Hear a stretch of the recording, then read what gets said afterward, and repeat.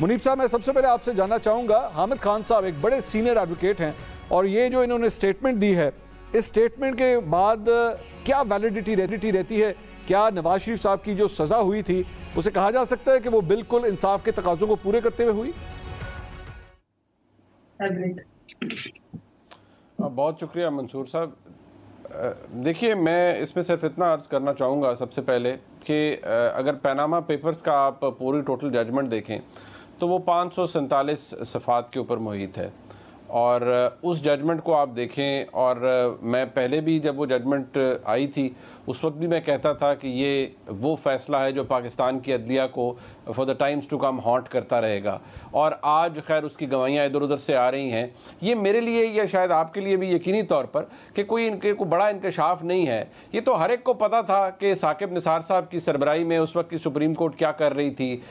उस वक्त की इस्टेब्लिशमेंट ने मियाँ नवाज शरीफ से किस तरह का स्कोर सेटल करने की कोशिश की और वो लिखा जा चुका था जो कुछ मियाँ नवाज शरीफ के साथ होना था। और ये बाकी बातें तो सब बहाना बनी कि कौन किस तरह से मैनेज हुआ, वो JITs का बनना, वो व्हाट्सएप कॉल, वो सब कुछ, वो चीज़ें को हवाई चीज़ें नहीं थी, वो एग्जिस्ट करती थी। उस वक्त के साबिक DG ISI जनरल फैज़ हमीद साहब ने उस वक्त तो वो DGC थे और उन्होंने हर चीज़ मैनेज की थी। वो हर चीज़ मैनेज थी, इतनी इंग्रेस थी उनकी पाकिस्तान की आला अदलिया के अंदर कि वो किसी से ढकी छुपी नहीं थी। आज किसी को अच्छा लगे बुरा लगे, लेकिन ये वो तारीख है जो कि किसी कलम से तो लिखी गई और वो आने वाले दिनों तक पाकिस्तान के सियासी फैब्रिक को और पाकिस्तान के अदालती निज़ाम को हॉन्ट करती रहेगी। उसके रेमिनेंट्स अब भी मौजूद हैं पाकिस्तान की जुडिशल सिस्टम के अंदर और वो भी आज भी सिस्टम को हॉन्ट कर रहे हैं, आगे भी करते रहेंगे। पाकिस्तान की अदलिया ने, अगर आप 1973 के आइन के से बहुत पीछे ना भी जाएं तो 1973 के आइन से लेकर आज तक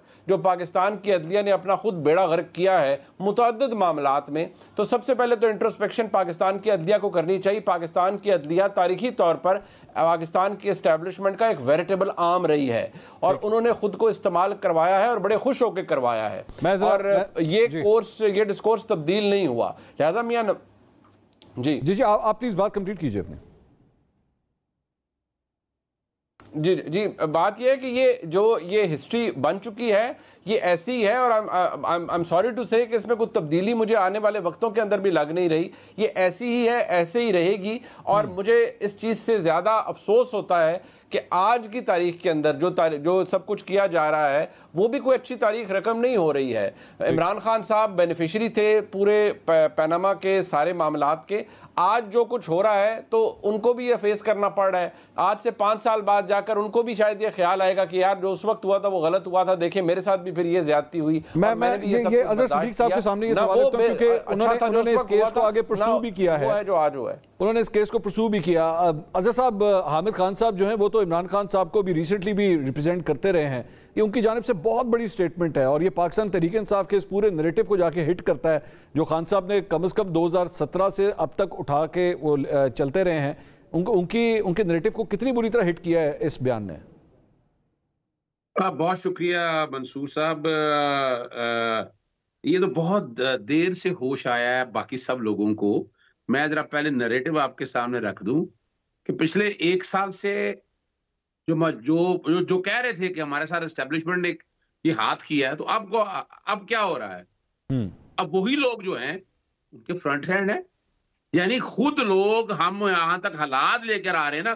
पहले तो आज आ जाए ना, आज तक अभी तक जो कुछ हालात और वाकयात हुए हैं, कोई डाउट है उस पर ढकी छुपी बात रह गई है? तो इसका मतलब क्या है कि इस्तेमाल सियासतदान हो रहे हैं। मैं फिर इस बात पे अर्ज करता चलूं, इन सियासतदानों और कुछ हमारे इंटेलेक्चुअल का हाथ भी बहुत ज्यादा है कि हमने इस बात को प्रवोक ज्यादा किया है। अब हरे को पता है, यानी मैं वैसे ही बात करता हूं, जो हमारे थे, जो अपने थे वो अपने ना रहे, जो अपने नहीं थे वो अपने कैसे हो सकते हैं?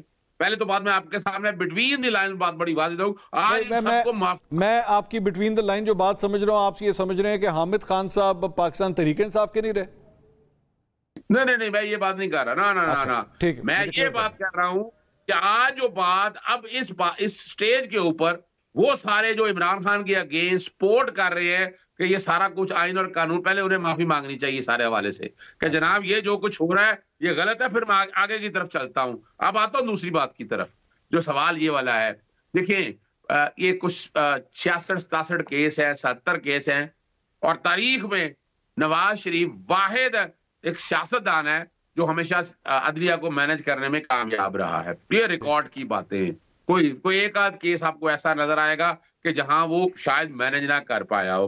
अब आते हैं हालात और वाकयात। क्योंकि इस केस को सारा मैंने गौर से पढ़ा हुआ है, मैं ये नहीं समझता, ना मैं इस तरफ जाना चाहता हूं, लेकिन एक बात तो बड़ी वाज़ेह तौर पर है कि एस्टैब्लिशमेंट का रोल बहुत ज्यादा रहा है।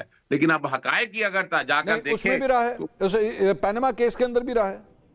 देखिए, मैं पनामा केस में मैं अगर रहा होता तो इतनी डिटेल में ये चीजें सारी सामने ना आती। एक चीज बड़ी वाज़ेह है। तो चले मैं इसको दूसरी तरह कर लेना, इसको दूसरी, अज़ीज़ साहब इसको दूसरी तरह कर, आप ये फरमा रहे हैं कि हामिद खान साहब ने जो स्टेटमेंट दी है वो गलत है, इस तरह कर लें। मैं उसे इत्तेफाक नहीं करता, मैं उसे इत्तेफाक नहीं, मैं इत्तेफाक करता। वो मेरी एक बात देखे ना जी, यकीनन कोई फैसला हो चुका होगा, लेकिन उस फैसले को कॉरबोरेट करना पड़ेगा एविडेंस के साथ। भाई एक तो बात बड़ी वाज़ेह है कि हम नवाज शरीफ ने जो जायदादें खरीदी है, मनी ट्रेल नहीं है उनके पास, लेकिन कहां से खरीदी? अजहर साहब, हामिद खान साहब तो एक्चुअली जब ये केस शुरू हुआ था तो सबसे पहले वकील तो एक्चुअली वो थे, बाद में उनको चेंज करके नईम बुखारी साहब को लाया गया था। देखें, वो अपनी जगह बात है। सवाल यही है कि यही तो सियासतदानों ने जब तक इस्तेमाल होना ना छोड़ा तो हालात नहीं ठीक हो सकते। देखिए, एक बड़ी वाज़ेह बात है कि आज खरबों रुपए की जो करप्शन करने वाला है वो आराम से बैठा है। मान ले कि ऐसा हुआ था, मैं मान लेता हूं ये ऐसा हुआ था कि जनाब एस्टैब्लिशमेंट ने रोल प्ले किया था, लेकिन सवाल तो है ना कि वो जायदादें आज भी पड़ी हैं। वो जायदादें कहां से खरीदी? कोई मनी ट्रेल है? आप 1998 की रिटर्न इनके अपना शरीफ फैमिली की देख ले, इनके वालिद साहब की देख ले, 9,36,311 रुपए आमदन है सिर्फ, और 50 लाख इंक्रीज की थी, वापस होकर 9,36,000 भी आ गई है। तो एक सवाल तो बड़ा वाज़ेह है कि जहां सियासतदान इस्तेमाल होते हैं, तो अभी क्या हुआ है? आपने क्या किया है? नैब के कवानीन में तरमीम करके सबको सब क्लीन चिट दे दी, और काली काले एक ऑर्डिनेंस पास हुआ। उस ऑर्डिनेंस के जरिए क्या यही सियासतदान करा रहे हैं ना। मुझे इजाजत दीजिए, मैं ताकि मैं ज्यादा से ज्यादा आपसे क्वेश्चंस कर सकूं। मुनीब साहब, ये अजहर साहब ये फरमा रहे हैं, मुझे इनकी गुफ्तगू से ये फील हुआ कि अगर हुआ भी, चलें एक मिनट के लिए अज्यूम कर भी लें कि हुआ भी, लेकिन पॉइंट ये है कि जो असल इशू था वो था पैसे की चोरी का, तो उसका तो जवाब आज तक नहीं आया, और नवाज शरीफ साहब जो है उसके अभी तक कोई तसल्लीबख्श जवाब नहीं दे सके। देखिए, पैसे की चोरी अगर मियां नवाज शरीफ के ख़ानदान ने या उन्होंने की है तो जाहिर बात है जवाब उन्होंने ही देना था, वो किसी और, मैंने ने, आपने या अजहर सिद्दीक साहब ने तो देना नहीं था। लेकिन मैं तो सिर्फ ये बात कर रहा हूँ कि आप, अजहर सिद्दीक साहब बड़े सीनियर वकील हैं, आप पनामा की जजमेंट उन्होंने भी पढ़ी होगी, और मैं एडवाइस करता हूँ हर एक को पढ़े, कि हर एक पढ़े। उस जजमेंट के अंदर चंद बड़े बुनियादी एरर्स थे, और जो कि वो एरर्स मैं नहीं कह रहा, वो पाकिस्तान के जो जय्यद कानूनदान हैं, जो समझते हैं कानून को, उन्होंने भी पॉइंट आउट किए, और वो बड़ी मैनेज किस्म की जजमेंट थी। देखिए, बात यह है, जो पनामा का जजमेंट आई उसका नेट इफेक्ट क्या आया? उसका नेट इफेक्ट ये आया कि आपने मामला एहतसाब अदालतों को भेज दिया कि एहतसाब अदालतें करें, मामले को आगे लेके चलें। 3 रेफरेंसेस थे बुनियादी तौर पर। फ्लैगशिप में एक्विट हो गई जी कि ठीक है जी, हमारे पास कोई क्रेडिबल एविडेंस नहीं है। अल अजीजिया के अंदर और एवन फील्ड के अंदर सजाएं दे दी। अब आप अल अजीजिया के अंदर जब उसका फैसला पढ़ते हैं, उसकी जजमेंट को, मैं आज भी ऑन रिकॉर्ड कह रहा हूँ, उसकी जजमेंट को पढ़ें। उसकी जजमेंट के अंदर चंद बड़े ग्लेयरिंग मिस्टेक्स हैं जो कि वाज़े पता लग रहा है, यानी कि प्रोसिक्यूशन अपना केस प्रेजेंट कर रही है और प्रोसिक्यूशन के पास कोई इंडिपेंडेंट विटनेस नहीं है, कुछ भी नहीं है। वो कहते हैं हम गए, हमने इस सवाल का पता लगाया, हम गए, हमने इस सवाल का पता लगाया। कोई बेसिस नहीं है कि हमने ये चीज़ की और हमारे पास ये क्रेडिबल एविडेंस है। मुतअद्दिद बातों के जवाब क्या लिखे हुए हैं? हमने फलाने रीजन को लिखा हुआ है, अभी जवाब मुतवक्के है। हमने फलाने को लिखा हुआ है, हमें जवाब मुतवक्के है। जिस वॉल्यूम 10 को टाउट किया जाता रहा कि वॉल्यूम 10 के अंदर तो पता नहीं तबाहकुन चीज़ें हैं। मैं आज भी सवाल करता हूँ, भाई उस वॉल्यूम 10 का क्या बना? उसके अंदर क्या था? उसके अंदर कुछ भी नहीं था। मुझे आप एवन फील्ड को ले लीजिए, एवन फील्ड के अंदर, उसके अंदर तो मैं जवाब देना चाहूंगा। अजहर साहब, आप जवाब दीजिए जी जल्दी से। अच्छा, मसला यही है, हम कह तो देते हैं कि जजमेंट पढ़नी पड़ी, जजमेंट किसी ने नहीं है। अभी जिनको वॉल्यूम 10 का पता नहीं है कि वॉल्यूम 10, मैं बता देता हूँ वॉल्यूम 10 क्या है। वॉल्यूम 10 है म्यूचुअल लीगल असिस्टेंस के हवाले से जो एग्रीमेंट आपस में तय हुए, जब आपको एविडेंस आनी है तो वो एविडेंस आप डिस्क्लोज नहीं कर सकते। उसमें कख भी नहीं था ना, उसमें कख भी नहीं था ना। आप तो लें, हिम्मत करके जवाब तो ले लें। जजमेंट नहीं पढ़ी ना आपने, अगर पढ़ी होती तो आपको पता होना है। मैं लेके आया। अब आता हूँ अगली बात की तरफ। तो यानी 126 दिन की साहब आपने क्या पढ़ा है? अब मैं, आप मेरे साथ बहस कर लेना, आप बहस कर लें, अब आप मेरे साथ वॉल्यूम 10 पे बहस कर लें। म्यूचुअल लीगल असिस्टेंस के अंदर क्या था? कोई जवाब आया था म्यूचुअल लीगल असिस्टेंस का? मुझे ये बता दें। आप कैसे कह सकते हैं? आप उन 547 सफात का मुझे बता दें पहले, उसके अंदर बता दें। आप एवन फील्ड का मुझे बता दें, उसके अंदर तो आप भी प्रोसिक्यूटर के अंदर रहे हैं, आप इस्लामाबाद हाईकोर्ट में गए, क्या साबित कर सके आप? खामोश रहेंगे? अब जवाब दे दूं मैं?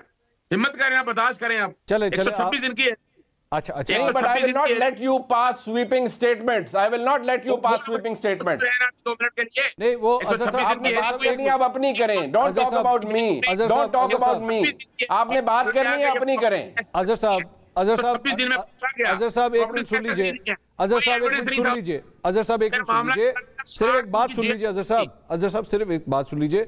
बराए मेहरबानी सिर्फ उनके बारे में ये मत कहिए कि उन्होंने जजमेंट नहीं पढ़ी, उन्होंने पढ़ी हुई है, उन्होंने वो पढ़ चुके हैं। वो इसके ऊपर इतराज करें कि ये स्टेटमेंट आप मत दीजिए। उनकी अपनी राय है, आपकी अपनी राय जी। पढ़ी उन्होंने खुद कहा पहले, तो मैं बता रहा हूं मैंने पढ़ी है और मैं पढ़ के बता रहा हूं आपको। चले आप बताइए, अपनी राय दीजिए। मैं तो उस हेयरिंग में जाता रहा हूं मंसूर साहब। 126 दिन की हेयरिंग के दौरान क्या था? एविडेंस मांगी गई ओनर स्टाफ के ऊपर कि आपने प्रॉपर्टीज कैसे खरीदी हैं। क्या हुआ याद है आपको? एक कतरी खत आया था, याद है? हम सबको याद होना चाहिए वो कतरी खत, हम भूल गए कतरी खत कि ये है वो जराए कि जिनसे जायदादें खरीदी गई। 60 दिन की जेआईटी बनी। जेआईटी के दिन पूरा इनके पास सबूत लाने थे कि सबूत लेकर आए आप। हाँ, जस्टिस आसिफ सईद खोसा ने और जस्टिस गुलजार साहब ने जो फैसला दे दिया कि जनाब इनको डिस्क्वालीफाई कर दे, मैं मानता हूं वो फैसला गलत था क्योंकि हालात और वाकयात के मुताबिक। लेकिन यहाँ 60 दिन की जीआईटी बन के ये फिर मौका मिला इन्हें कि आप लेके आए, आपके सबूत लेकर आए क्या है। और ये दूसरी क्या बात है जिसमें बहुत शुक्रिया अजहर सिद्दीकी साहब। टाइम की कमी की वजह से I wish I could have continued this discussion. Munif Farooq साहब का भी बहुत शुक्रिया। नाज़रीन, अपनी अपनी राय है।